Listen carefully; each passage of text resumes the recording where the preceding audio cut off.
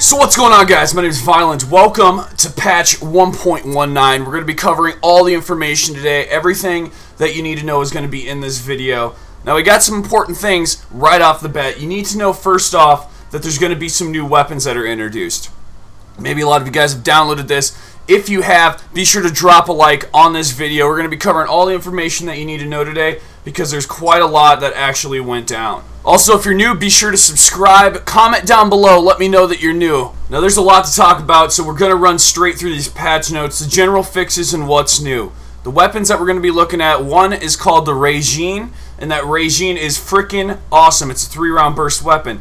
And there's an Atlas LMG, okay? You're going to be taking a look at both of these. We will be taking a look at the RAIJIN first. That's the gameplay we're going to be seeing. We're going to go through the double pack-a-punch process. Then we will go to the Atlas, the LMG, and go through the double pack-a-punch process. As you guys probably know, you have to get these weapons from the magic wheel. But that's not all that was introduced. There were new taunts, camos, emblems, and calling cards added to the Quartermaster.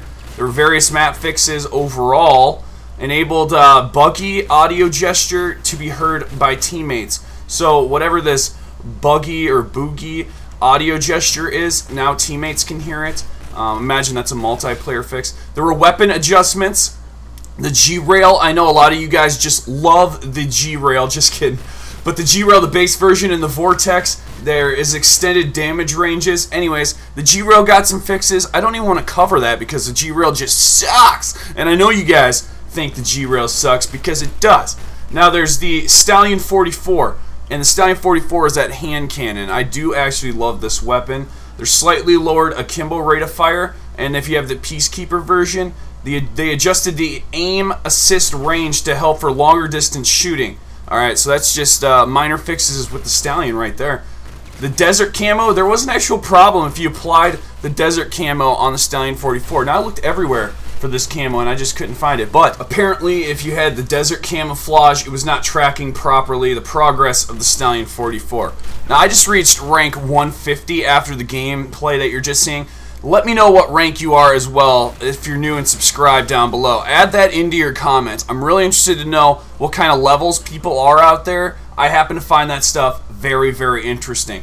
The last bit of changes for weapon changes, okay, is the Protus. If you have the Ice version, I do not have this version, so I really can't show you any gameplay of it. But the Glacial passive now has slightly stronger effect. So the Glacial passive, I'm not even sure what that is, but I'm sure it's some great effect that's on this version of the Protus. Remember in the video before, we talked about a Fate and Fortune card that you had to vote on? Well, what exactly happened? We did get it, fellas. Skull Hacker is going to be the card that's coming to Infinite Warfare Zombies. Thank all of you for all your participation, and if you did vote, you did follow my links, that's awesome, dude. I'm just glad that I could get the word out to you in time, so then that way you could vote yourself and become part of the community, just like the rest of us. I, for one, am really happy that Skull Hacker is going to be here. But now that we've talked enough about the RAIJIN, we're going to go ahead and talk about the Atlas. Now, this fully automatic ballistic weapon is the mother of all LMGs. This thing makes babies upon shooting it. I'm telling you, this is by far one of the best weapons in Infinite Warfare Zombies. And as I tested it and tried it, I absolutely fell in love right at first use. I'm telling you guys, this thing should be called the Baby Maker. Honestly, it is just, if a chick sees you using this weapon, rest assured, things are going to go down. I'm just saying. Now, there is, by default, quite a heavy pull. So, if you don't have a foregrip or any attachments, I know I don't, at least on the base version, once you unlock it, it will have quite some pull, and it pulls upwards, okay? So, you got to kind of be ready for that. But it definitely didn't steer me away from the weapon at all. As a matter of fact, the amount of power it has, especially when you're shooting into multiple zombies, is insane. I could take out 4 or 5 zombies in just a few shots, and it doesn't add up or make any sense to how powerful this gun is. But I highly recommend it. This is one that you absolutely need to try. Yeah, the RAIJIN is good, but the Atlas is where the money's at, for real. But it's great to just use these weapons by default, get them out of the wheel. Let's try a little bit of testing. We're going to add some bang bangs to this and some quick reload. Take a look at what it looks like without bang bangs. This is what the fire rate looks like, just straight up normal without bang bangs. we're going to apply Bang Bangs now, and you're going to notice a significant increase in the fire rate. Now, we're not just going to take a look at Bang Bangs. We're also going to pick up quickies and check out the reload time. All right, let's look at a base reload time so you get a clue of how long it takes. It does take quite a bit of time to actually get a reload in, but if you're going to go ahead and add quickies, you can see that it's really fast. Let's go ahead and finish this pack-a-punch. We're going to insert those alien fuses. I do have the RAIJIN and the Atlas footage backwards, so that's why it looks a little funky in this video. But rest assured, everything that you need to know is in here. Okay, so the two perks that I'm going to recommend are quickies and Bang Bangs. Those are the only two perks that you're really going to need to improve this weapon overall to see a significant change. You're going to notice these zombies can't even get near me. If I keep my aim up, it's just on. There are two pieces of DLC 4 information that I keep looking back at. One is the Zetsubou message that we saw there, and the other is a tweet with 4 skulls that Lee Ross put out. Very interesting stuff. Now think about the release dates right quick. I'm going to tell you it's going to be September 5th, 12th, or 19th. We've talked about that earlier, but I am leaning on September 12th, which is the week after the beta for Xbox One happens. I don't think it's going to happen the day after the beta ends, but I do actually see it happening the following week. So that's what I'm leaning on, is the 12th of September. You guys let me know what you guys are thinking down in the comment section below as to where we're sitting for DLC 4, but that's where I'm at right now, in the September range. Man, we've talked about a lot of stuff. We might as well finish these patch notes. There was one other thing I didn't mention, and that is under the zombie maps portion.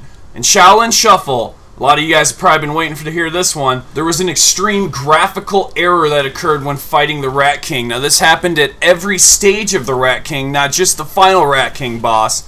I've seen my buddies go through this. I've seen many people send me videos on this. And yes, this was an actual thing that did occur. And Shaolin Shuffle has been hashtag broken for the longest time. But now you guys can go in and you will not have that extreme graphical error anymore. You guys can move on to bigger, brighter, and greener pastures. Life is looking pretty good over here in Infinite Warfare Zombies, but one thing that was skipped over, one thing that they missed, I don't know how they missed this, but our test actually became true, and it really shows that Infinity Ward is not paying attention to their glitches. That's right.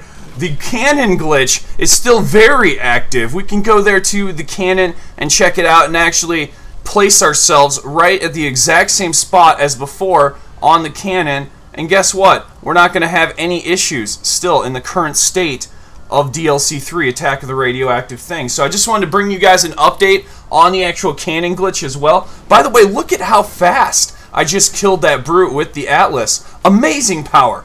Amazing! You guys just got to get your hands on this to understand. This ballistic weapon don't play. It came for keeps. As for the Venom X coming up, there was a Reddit post that did showcase some gameplay of someone who majorly glitched it into a private match of multiplayer. This is a snapshot of the image, the hardline game that they were playing. That is what the Venom X should look like.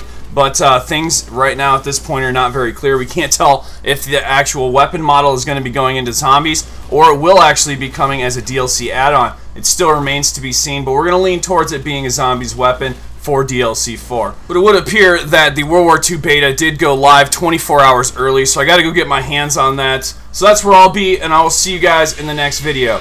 Violent out.